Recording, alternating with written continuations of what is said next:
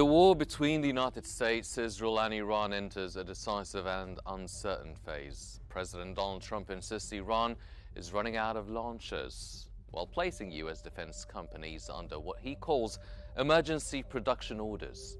At the same time, he signals openness to engaging with surviving members of Iran's ruling structure. But what exactly is Washington's objective? Is the goal to degrade Iran's military capacity, force nuclear concessions, trigger internal political change, or simply impose deterrence through overwhelming force? And as Trump's rhetoric shifts between escalation and negotiation, his own political base appears increasingly restless. Is this a limited campaign with a defined endpoint, or a war whose strategic endgame remains unclear? I'm Henny Seif. Let's continue our special coverage here on Q News.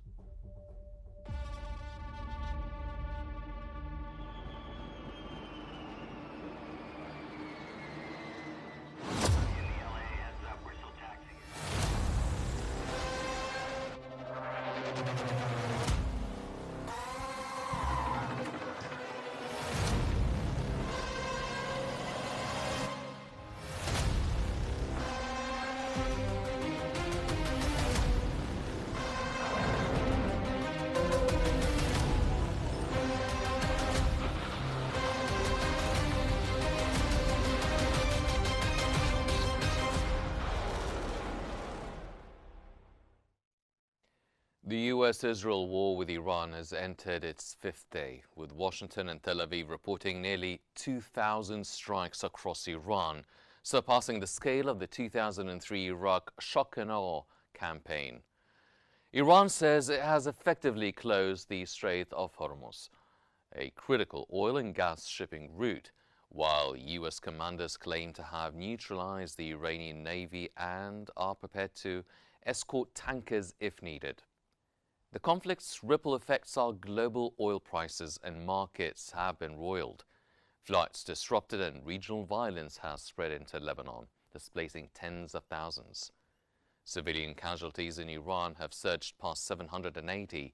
Despite mounting pressure, the U.S. administration insists on continuing its strategy and warns the war may last weeks or longer, even as calls for de-escalation grow.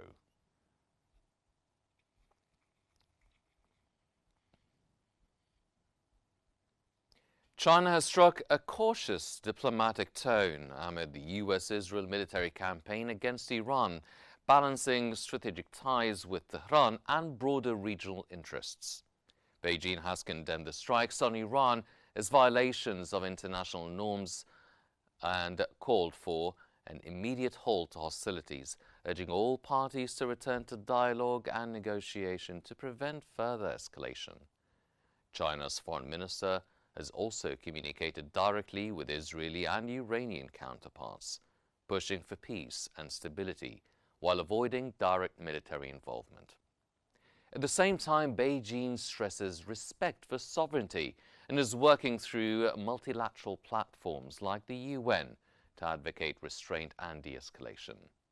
The measured response reflects China's desire to defend its interests, including energy security, without becoming entangled in outright confrontation.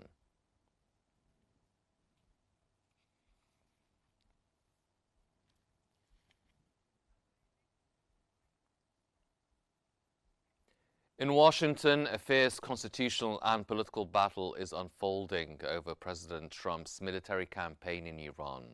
Lawmakers from both parties are preparing to vote this week on war powers resolutions that would limit the president's authority to continue war without explicit congressional approval, a power the U.S. Constitution reserves for Congress. Trump's national security team, including Secretary of State Marco Rubio and Defense Secretary Pete Hegseth, has been briefing members of the House and Senate on the evolving conflict and strategic rationale, though critics say the explanations have shifted and remain unclear. Republican majorities are expected to back the White House, making passage unlikely, But the votes mark a rare test of executive war powers and could shape the U.S. role in the widening Middle East conflict.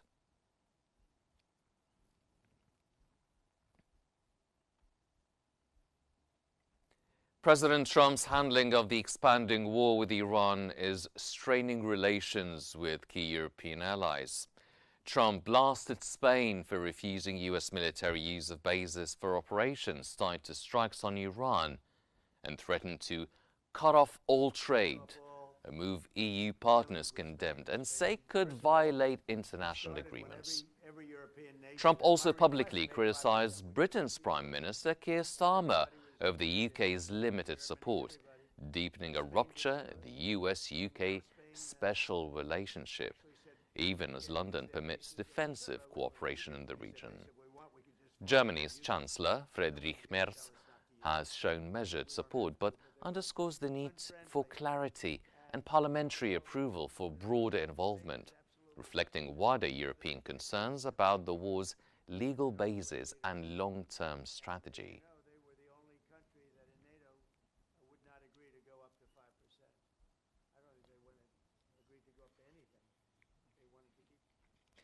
Over the past several days, the conflict has moved beyond calibrated strikes into sustained military engagement. US and Israeli operations have targeted missile infrastructure, naval assets and strategic facilities across Iran.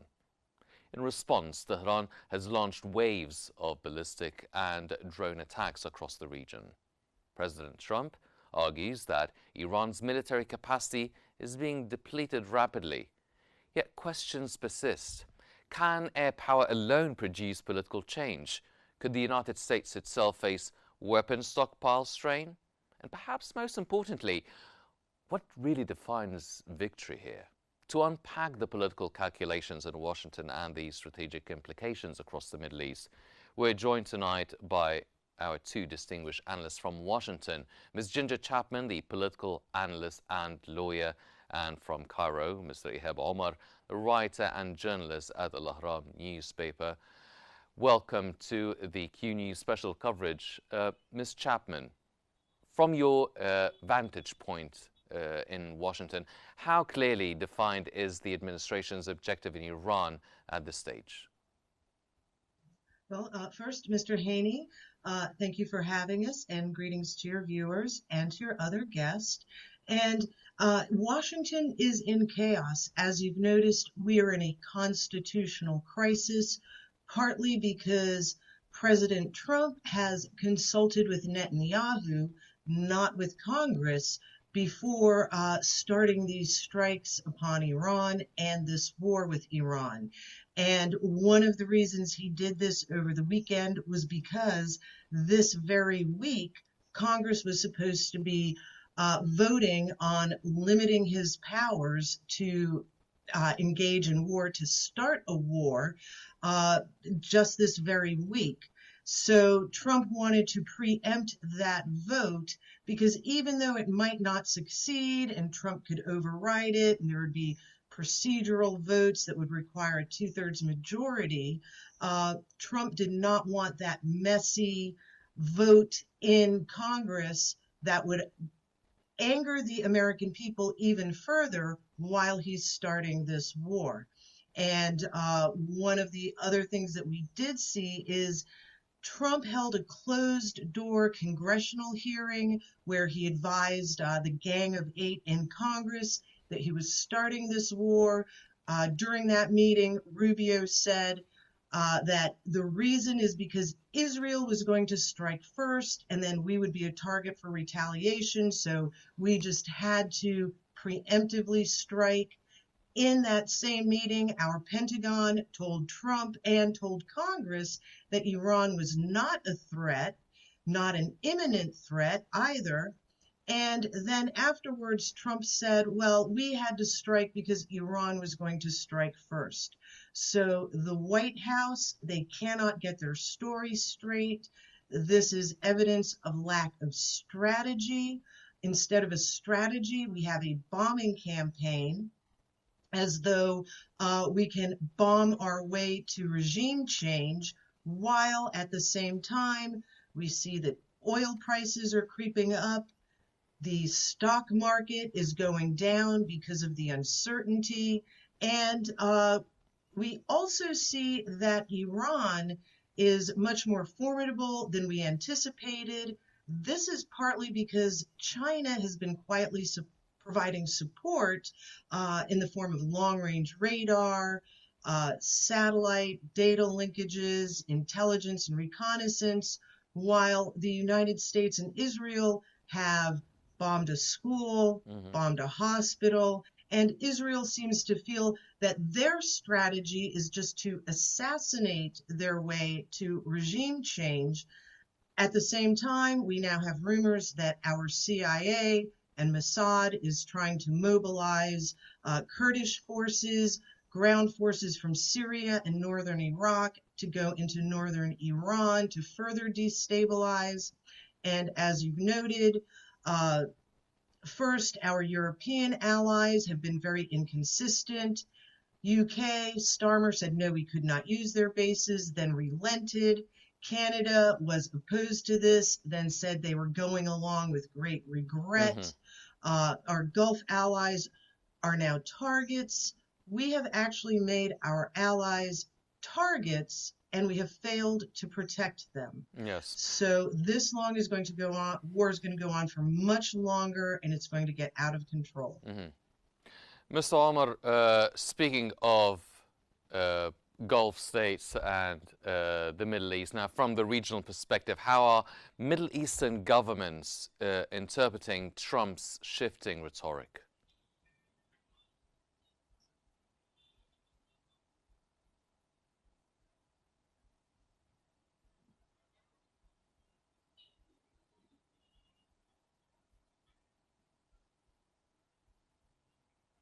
Mr. Omar, can you hear me, sir? I'm saying from a regional perspective, how are the Middle Eastern governments interpreting the changing and shifting rhetoric of President Donald Trump? Good morning to you and to everyone who's watching us and to your distinguished guest. The Middle East leaders actually are continuing, but as for during the war, they cannot recalculate everything, and it's not just about Trump's statements, but it is about the U.S. bases failing to protect the Gulf countries and to protect the leadership and the people of the Gulf countries. Iran is targeting regimes, civilians, and they are trying to overthrow the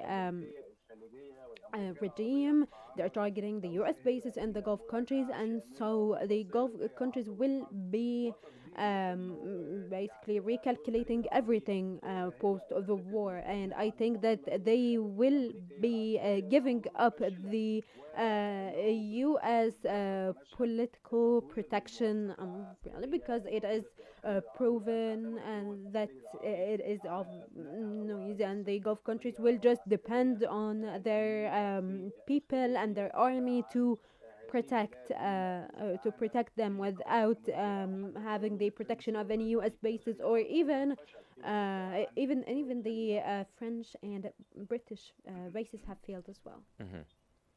Ms. Chapman, you've mentioned that the American administration is bombing or killing its way into a regime change.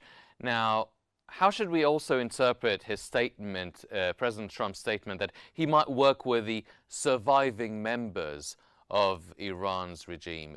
Does that mean that a regime change is a reality that, I mean, it's only a matter of when, not if? Well, we know that Trump has already previously said that he has candidates in mind that would be suitable candidates to move into power, perhaps the son of the previous Shah, Pahlavi. Trump has said that we're going to have regime change. But in truth, Trump has no way to carry this out. He has no way to install his desired candidate, to ride into Iran and be greeted with flowers.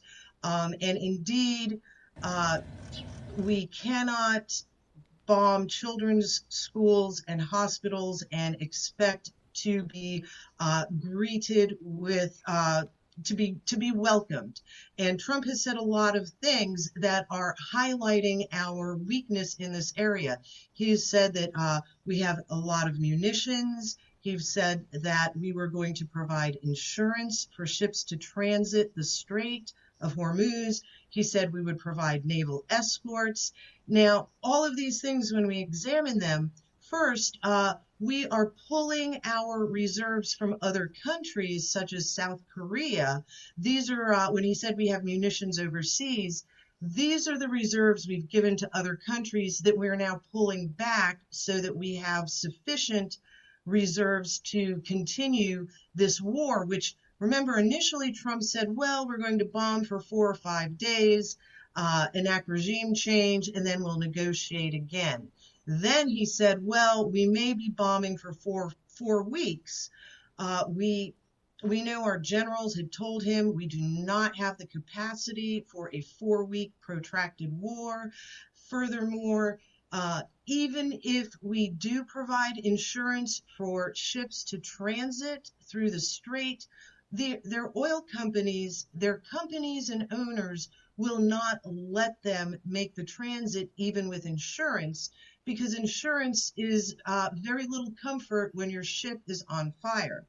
And then with regard to naval escorts, those only create a bigger target, a more attractive target with the naval escorts and any oil tankers that they are escorting. So we see that Trump is really grasping at straws. Once again, while oil prices are slowly creeping up on the global market, our stock market is slowly going down.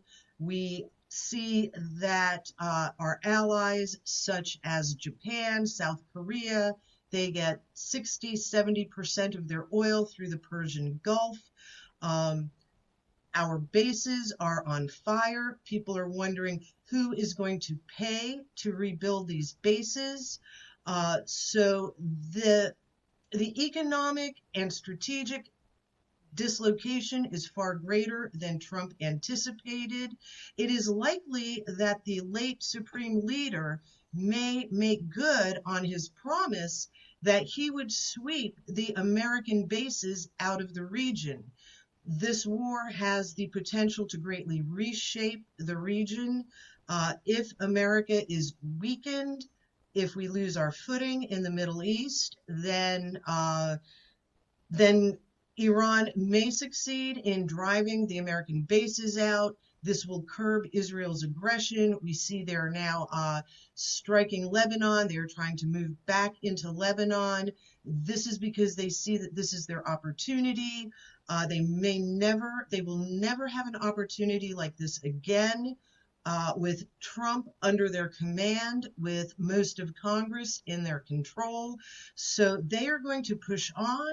At the same time that we see that Trump is sacrificing his presidency, his poll numbers are dropping, the American people are getting increasingly angry, and the midterms are coming up while we have American casualties coming home in body bags. Yes.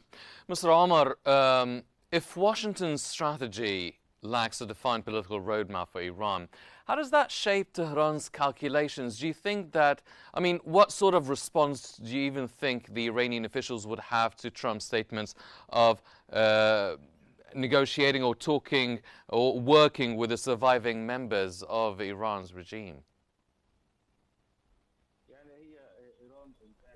Iran has taken a clear path since the beginning of war, and it is activating maximum response without considering any U.S. attempts to reach a compromise. Iran had contact with China, and they planned this strategy, and the goal is to get U.S. President Donald Trump to fall into this war trap for as long as possible, so that the midterm, so that he can fail the midterm elections that will be coming in just a few months, and so Trump will be isolated in the White House, or maybe in the next January, maybe the Congress will be actually isolating him along with the JD advance. And so this is how Iran planned it. The US thought that they can use the same strategy, the decapitation strategy that they did in the Venezuelan file. But here for the Iranian file, the second command regime after the supreme leader will not accept to just go down the same way Venezuela did, and this is why they chose escalation and strike at least 10 Arab countries in the region. And so Iran is not ready to reconsider, but they want this escalation until they reach a ceasefire agreement, or maybe to have U.S. and Israel to stop their strikes. And I think that Trump has understood this, and this is why he doesn't want to reach any agreements now, and said that the U.S. is ready to fight Iran forever, and he has talked or has changed his policy from the decapitation strategy, and then started just targeting Iran as a whole. He is having intensified strikes on Iran to overthrow their regime, and then lately also Trump has talked about supporting some factions in Iran, like the Kurds, for example. Iran has more than 11 factions that are ready or were wrong before, and then also there are around 20 other factions with different religious backgrounds that have been wronged before also. But this strategy that Trump was talking about was supposed to he was supposed to reconsider this, and this strategy was supposed to be planned before the war and not a week after the war, after Iran has combated the first strike and are targeting the U.S. bases in the Gulf countries and in other countries, and even in Israel and Cyprus. And so it is this war so far. I don't think that no one is winning, and that the winner will be the one with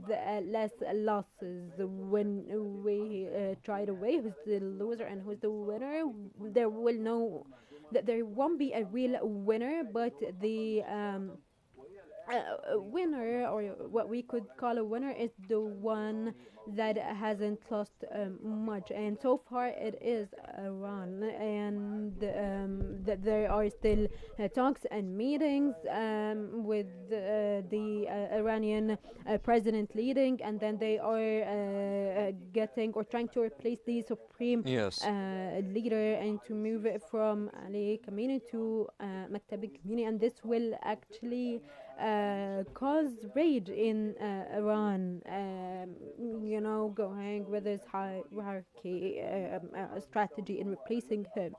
And especially now that the IRGC is the one taking control of Iran, and that Iran had these factions strategy in the region. And so, yeah, as I said, the IRGC has turned Iran from a religious country into a country full of factions. Ms. Chapman, the Secretary of State Marco Rubio and Defense Secretary Pete Hegseth have been briefing members of the House and Senate on the evolving conflict and the rationale behind it all. However, the critics are saying the explanations have shifted and they remain unclear. Now, has the White House articulated a clear political end state, or just basically only military targets? Well, Mr. Haney, as you've noted, the president, Rubio, Hegseth, they have all been changing their story First, Israel was going to strike, so we had to defend ourselves from retaliation. Uh, then then Trump said that we had to strike because Iran was about to strike. So their story has been changing. That is evidence. We have no strategy. We have no exit plan. We have no end game. We cannot bomb and assassinate our way to regime change and to peace. Um, and once we have started this war, rules of war, wars always last longer than they expect. And wars they move in unpredictable ways. So this war is going to last longer. It is going to regionalize. The consequences are going to be far flung for the American long-term reputation. And as you've noted, these briefings before Congress and these closed door hearings before our Gang of Eight, which is our war committee, this is unconstitutional. This is part of our constitutional crisis because Congress is supposed to debate openly. The American people are supposed to direct our elected leaders who are supposed to vote in accordance with the will of the people, which is being completely ignored. And these closed door hearings are part of this violation of our Constitution and the War Powers Act. President Trump has been saying, this isn't a war, it's a military operation, therefore I don't have to get a declaration of war from Congress. I can just notify them and then buy myself another 60 days before having to get approval. And at the same time, he's telling Congress this is not a war. He is telling the American people, and Pete Hegseth is telling the military that we are in a war, that this is wartime and our heroes are making sacrifices and we have dead soldiers. Mm-hmm. This is a war. And I should note the other victim here, the other institutional victim is the Nuclear Non-Proliferation Treaty. We see from Iran who is a member, and they're being persecuted. Yes. And their enrichment. Essentially, any country would be a fool to join the Nuclear Non-Proliferation Treaty because that makes them a target. Whereas countries that are not in the Nuclear Non-Proliferation Treaty, such as Israel, Pakistan, North Korea, the United States is not bothering North Korea or Pakistan. And the other big risk, as America and Israel gets more desperate, there is the risk of Israel turning to nuclear war. And even after this, they're already threatening Turkey as being the next threat. And then after that, likely Pakistan. So it's up to Iran to stop this cycle. And I'll end it there. Mm-hmm. Mr. Ahmad, we've seen President Trump and the American administrations getting involved with issues like the NATO spending, the defense spending, regional security, and the recent threats by Trump to cut trade with Spain over base access for long-term U.S.-European Union economic ties. How significant are these threats? Could this reshape transatlantic cooperation? Will these pressure tactics push Europe towards greater strategic autonomy and defense independence?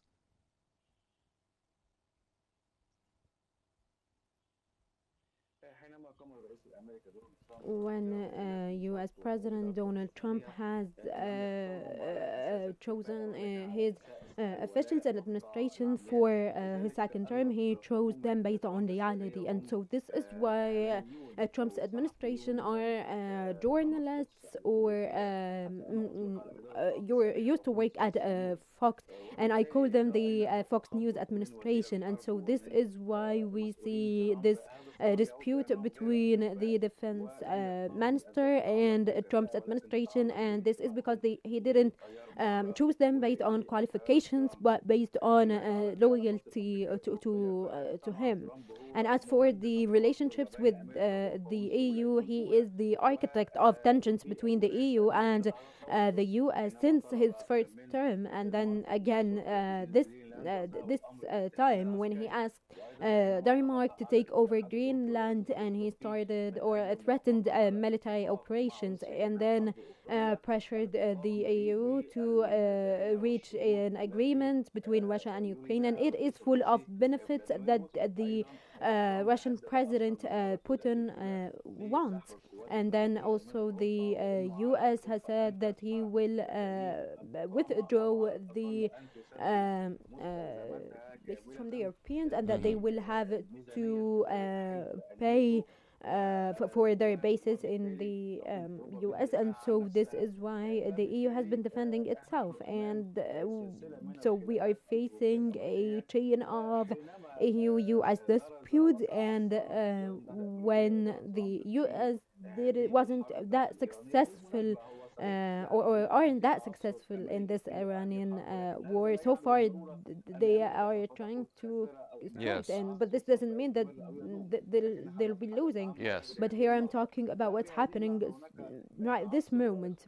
Yes. And so far there are failures, and the U.S. is basically surprised by how fierce Iran's response is, and this is why they went to the EU for help, same way it happened in 2001 in Pakistan, in 2003. Mr. Omar, yes, Mr. Omar, you've made your point very clearly. Ms. Ginger Chapman from Washington, Mr. Ihab Omar, pardon, from Cairo. Thank you both for your insight and perspective during this critical moment. The battlefield narrative may focus on the missiles and the launchers, but the deeper question remains political. How does this war end, and on whose terms? We will be continuing to follow up the developments closely and our special coverage throughout our broadcast today, but that's all the time we have for the special coverage for this hour. Now we turn to our top stories with Toa Hani. Toa, you. Thank you, Hani. You're still watching Q News, bringing you the latest regional and international developments. So here are the top stories making headlines this hour. We begin with the IAEA, as it says it has confirmed recent damage to entrance buildings at Iran's underground Natanz fuel enrichment plant, but reports no radiological consequences and no further impact detected at the site. The UN nuclear watchdog said satellite imagery shows recent damage to entrance buildings at the underground Natanz fuel enrichment plant. The IAEA said no radiological consequences are expected, and it has detected no additional impact at the facility itself. Iran's Atomic Energy Organization said it carried out an assessment after the latest strikes and detected no radioactive leakage, adding there is no safety risk to surrounding residents based on monitoring data.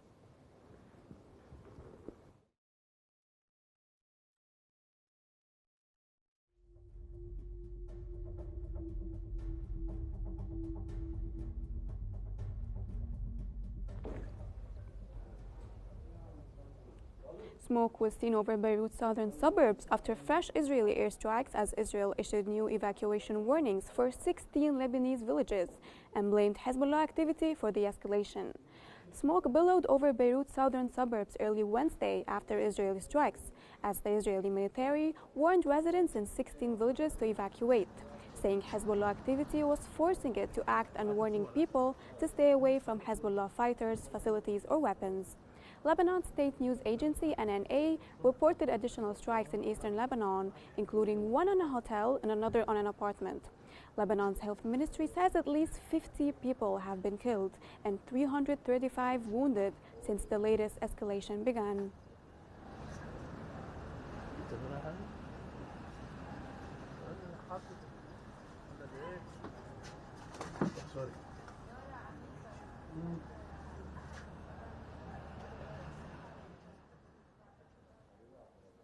Meanwhile, Israeli jets were seen over Israel as the U.S.-Israeli air campaign against Iran entered a fourth day, with a source telling Reuters Israel initially planned a two-week operation that is now moving faster than expected.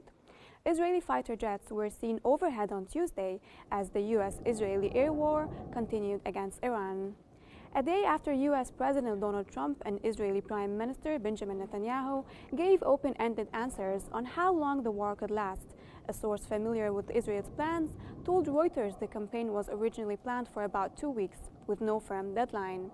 The source said the aim is to overthrow Iran's clerical rulers, adding Israel is moving through its target list faster than planned after early success, hitting Iranian leadership and air defenses.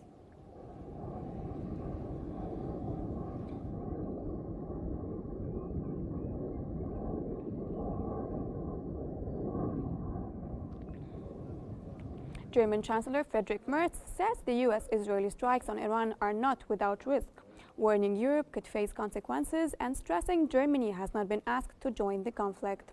Speaking after talks with US President Donald Trump in Washington, Merz said he is not convinced the military campaign will automatically trigger political change in Iran, and warned the plan carries risks and consequences for partners. Merz said neither the United States nor Israel has asked Germany to get involved, and added that any German military role would require formal parliamentary approval. He also said he urged Trump to increase pressure on Russia's President Vladimir Putin over the war in Ukraine, accusing Moscow of playing for time. Der Iran verbreitet Terror. Das gefährdet unsere Partner und uns alle zusammen. Dieser Terror wird auch dadurch zum Ausdruck gebracht, dass Iran. That brings us to the end of our top stories for now. Stay with us for continuing updates, expert analysis, and the latest developments right here on Qnews.